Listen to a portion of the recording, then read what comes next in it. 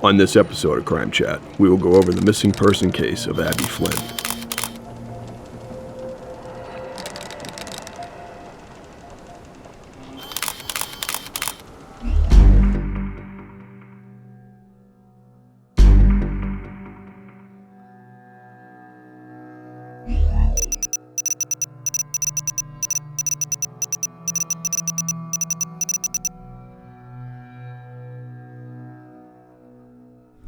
Gloucester, Massachusetts is an old, quaint fishing village settled in 1623 with a population of approximately 30,000 people. It is a popular summer destination, and it is not clear how many people live there full-time versus summer residents. Abbie was born in Rochester, New York in 1960. She has one brother, Brian, who currently lives in Bermuda. Her family moved to Rocky Neck in 1963 and spent many years exploring the East Coast. Her parents have passed away more than 10 years ago. Brian and Abbie grew up in Gloucester, just 2 miles from where Abbie lives now. Abbie is a retired nurse who met her husband Richard Braverman, a radiologist in Houston, Texas, at Boston Children's Hospital, and they have 3 children together, 1 living in New York and 2 currently attending college. Brian said she and Rich have a wonderful life and are just very happy together. Per Gloucester Police Chief Edward Conley, Abbie is known to be an avid hiker. She is a wildlife enthusiast. She also appears to enjoy needlepoint with many pinned items on Pinterest. Brian told Dateline that Abbie is an incredibly dedicated mother. She spoke to them that afternoon, the day she went missing. She is the most caring and selfless mother, friend, and sister. She'll do anything for any of us, says Brian. She's very much loved, that's for sure. Her brother said that Abbie Flynn is a very normal person. Normal, as described by Brian and his wife Leslie, encapsulates weaving baskets, knitting, dyeing wool, photographing wildlife, and cooking and baking. Abbie would create homemade macaroons, croissants, bagels, and ice cream. Leslie said that she brought all of her friends together through her love of food and just really did it for her kids. It was love being poured out of her through her food. Abbie and her husband have a home in Houston, Texas, which they purchased in March 1996, assessed at approximately $1.6 million. And in November 2012, they purchased a home in East Gloucester, Massachusetts for $1 million. Per Brian, they both passionately love Gloucester. Brian remembers he and Abbie spending many days at the Eastern Point Yacht Club and Brace Cove. Brian stated with a smile that it was no accident that Abbie bought a house overlooking Brace Cove. Apparently, per accounts, she splits her time between Houston and Gloucester. Before we launch into the timeline of events, here are some particulars to note. It was apparently a cloudy but mild day with very little wind on February 2nd, 2020. The temperature was 40 degrees. Sunset that day was at 4:58 p.m., and high tide that afternoon was at 5:23 p.m. Abbie was home preparing for a Super Bowl party later that day. While there were reports that her dog and cameras were found at home, there was no confirmation of this from the police. Per Chief Ed Conley, she left her phone at home, which was not unusual for her to do. Her husband was in Texas at the time, and her children were away at school. Her brother, Brian, told Dateline he was visiting his son in California on Super Bowl Sunday. Per Chief Ed Conley, there was no sign of a break-in. Now, maybe she had her doors unlocked. There's no sign of break, no disturbance. There's nothing been reported missing from the home other than Abbie herself. She was also not seen on any video surveillance between the time that she had spoken with someone on the phone and the time that the people had come for the party. February 2nd, 2020. Around 4 p.m., Abbie FaceTimed with her son, and during the call she mentioned that she may go for a walk in her neighborhood. Between 4:30 and 6 p.m., police believe she did what she said she was going to do and went for a walk. This may or may not have happened, however. Let's trace the possible path Abbie may have taken. Per reports, she loved Brace Cove. Sometime before 6 p.m., 2 guests arrived and found rising pizza dough on the counter and made cookies, but Abbie was nowhere to be found. Between 6 p.m. and 8 p.m., guests reported her missing to the police, and sometime that evening, her family was notified.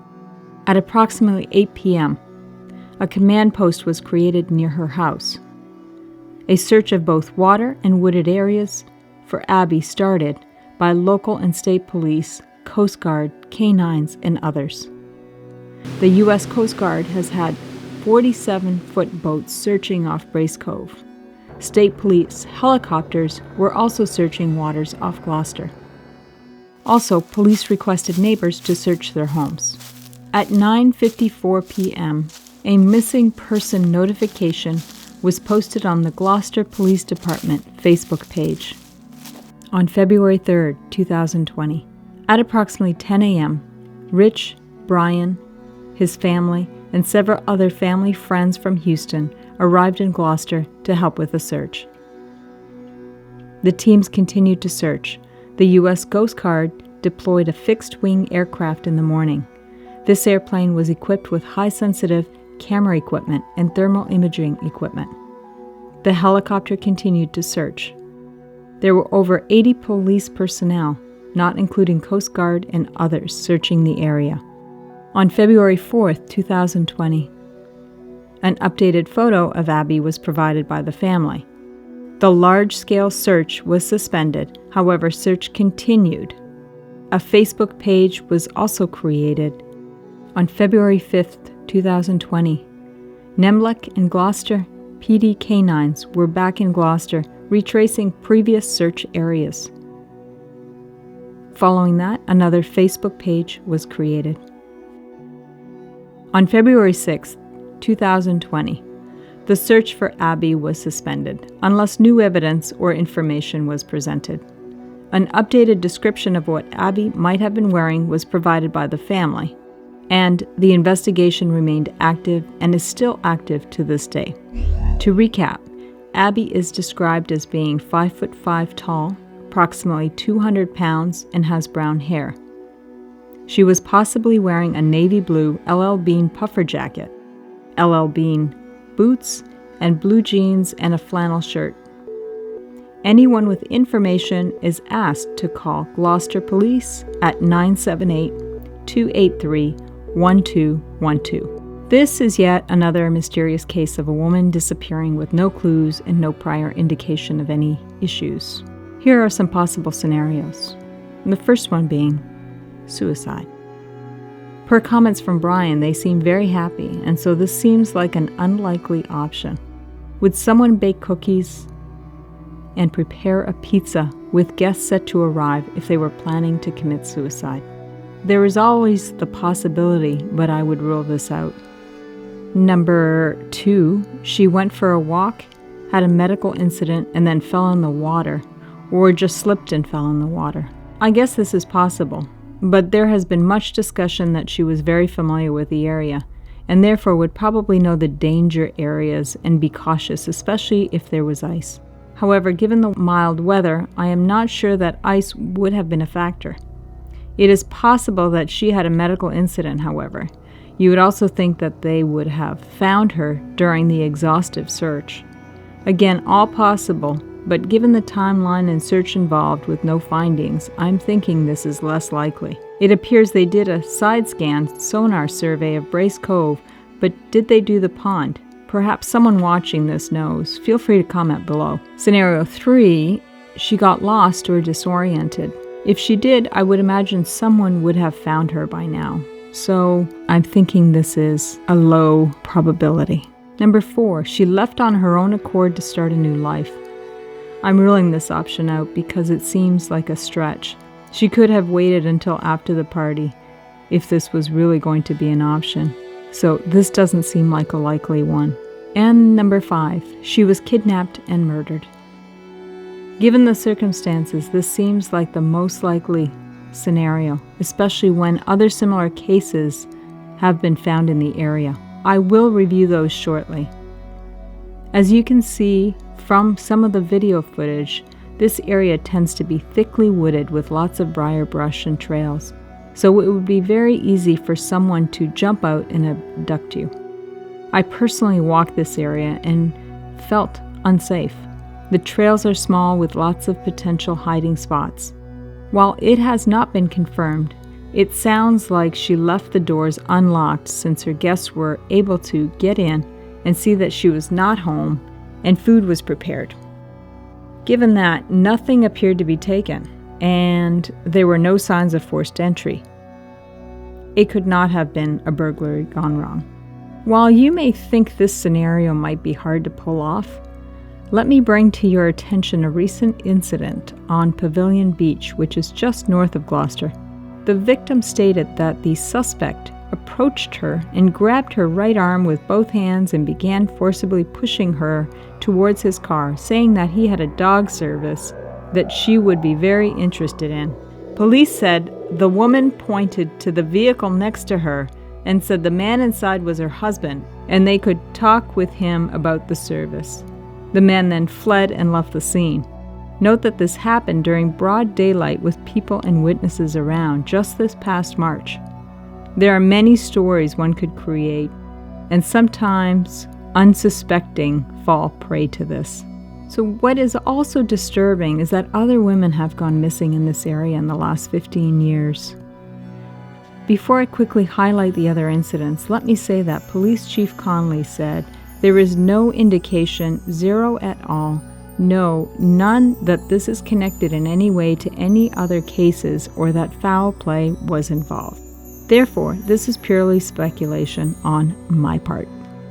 The first incident was with Michele Harrison, 55. She was a special ed teacher from Newburyport, Mass. She was divorced with 3 children.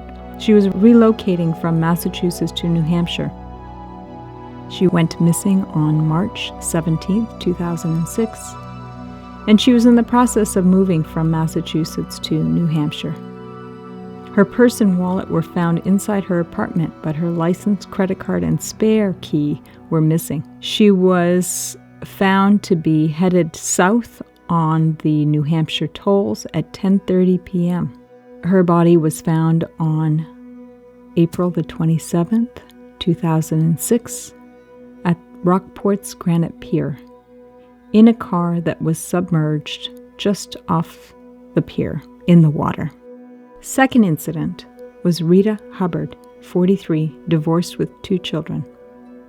Last missing sometime in 2010, found to be living at 57 or 73 Eastern Point Boulevard in Gloucester. She was found on April 1st, 2010, floating just off the rocks in front of the Beauport Museum. The third incident was with Susan Nilsson, 56, divorced, 3 children, missing on December 19th, 2015. She was missing off Rocky Neck.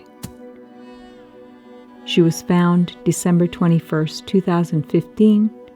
Her sons found her body beneath the pier on the Americold property in East Gloucester, just across from Rocky Neck. The next incident is with Teresa Cohen, 52, no children, no husband, missing on March 17th, 2018.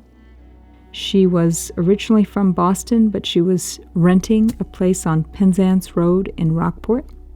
She was found on February 1st, 2020, on Chatham Beach. And the most recent one, Elizabeth Duff, 54. She had a partner that she lived with, no children. She was missing on May 15th, 2020. She lived in downtown Gloucester. She was found on May 15th at Little Parker Pit Quarry off Rowe Avenue in Rockport. The interesting thing is that these women had many similarities. They were all between 40 and 60, so middle-aged women. Except for one, they were all living alone. Their older children were no longer there, or it was a vacation home. Per the comments from family members, these women were very caring and compassionate people in nurturing roles. Many of them were teachers or educators and nurse. They loved the arts and nature. All of them seemed to go missing except for the recent one during winter months, and This year was an anomaly with the pandemic, but essentially during off-season, and all went missing during the weekend, that being either Friday, Saturday, or Sunday. All very interesting and alarming at the same time. Could there be a serial killer on Cape Ann? I'm sure there are other scenarios. Let us know in the comments below what you think. To hear more about missing persons or homicides, please subscribe to our channel, click the notification bell, and join in on our crime chats. Thank you for watching.